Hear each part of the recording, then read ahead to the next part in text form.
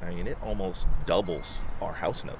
Zach Young is an elected justice of the peace in St. Charles Parish, but his position gave him no warning and no recourse when his homeowner's insurance premium skyrocketed this year from $1,600 a year to $5,500.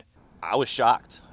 We immediately, started emailing our insurance broker, looking for, other options, and there just are none. No options because so many insurance companies have either folded or stopped writing homeowners policies in Louisiana, and Young is tired of it. I think they've been able to come in and redline the state, draw a line across I-12 and say that they're not going to write policies below that. I think that there needs to be more accountability. Louisiana Insurance Commissioner Jim Donovan thinks he has a solution. He called for this week's special legislative session to put $45 million into a fund that would pay an incentive to insurance companies to write policies in the state. To copy what we did after Katrina and Rita. That was very successful. After Hurricanes Katrina and Rita, so many insurance companies folded or left the state that most homeowners were forced into the state-run insurance of last resort, Louisiana citizens. Then Governor Kathleen Blanco set up an incentive fund, which paid 5 insurance companies to start writing policies again in Louisiana. The new competition allowed homeowners, including Donnellan himself, to replace their citizens' policies with cheaper private coverage. My homeowner's policy went from $1,000 a month to $400 a month when I switched 10 years ago. And 30,000+ other people had the same experience. But the Florida-based private company Donovan used went belly up last year after the state suffered devastating storm losses in hurricanes Laura, Delta, Zeta, and Ida, as well as powerful tornadoes and other perils. Some insurance companies couldn't afford the rising cost of reinsurance, the coverage insurance companies buy to protect themselves from losses.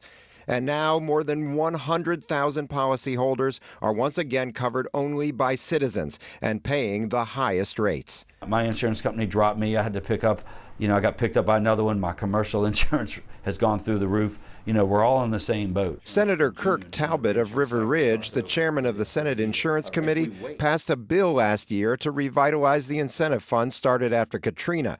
This week's special session juiced the fund with cash. But former Insurance Commissioner Jim Brown and others question if the incentive program really worked so well if so many of the companies have now failed or fled. We tried it once, it didn't work. We're just reinventing the same problem. Rather than pay companies to come into the state, Brown thinks Louisiana can help insurers who are already here pay for the rising cost of reinsurance. That's what Florida did last year. Florida has huge exposure. 85% of everybody in Florida lives within 50 miles of the coast. So they know they have to take some tough action. We do too, but we're just not doing it. Florida has already dedicated $3 billion in taxpayer money to establish a reinsurance fund. Instead of bringing companies into the state like Louisiana's plan, Florida is trying to keep insurers there. So the companies can apply to the state for some of these funds to help offset the cost of reinsurance. Florida State University professor Charles Nice says it's just a temporary fix, and Talbot thinks it's too expensive for a smaller, poorer state like Louisiana to cover reinsurance costs.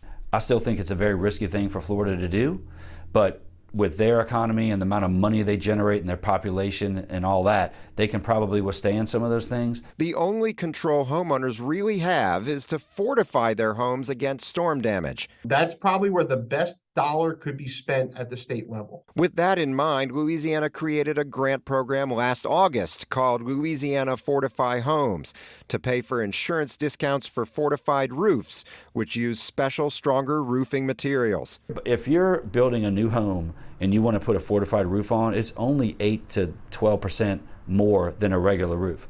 But the money you save on your premium, you'll pay for that in no time. Oh my God.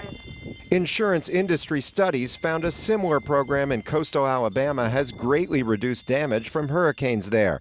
But realtor Brian Dickinson says Louisiana took too long to adopt it. I wish this was in place before all of us had new roofs installed post-Ida. I am one of them. And so is Zach Young, whose new roof did nothing to save him from a massive rate increase. When you're seeing increases to this extent, I don't think that there's I don't think you can justify it. You trust those in charge to give you straight answers and to protect you. And that seems to be not being done right now. Trust can be restored if insurance premiums fall. David Hammer, Eyewitness News.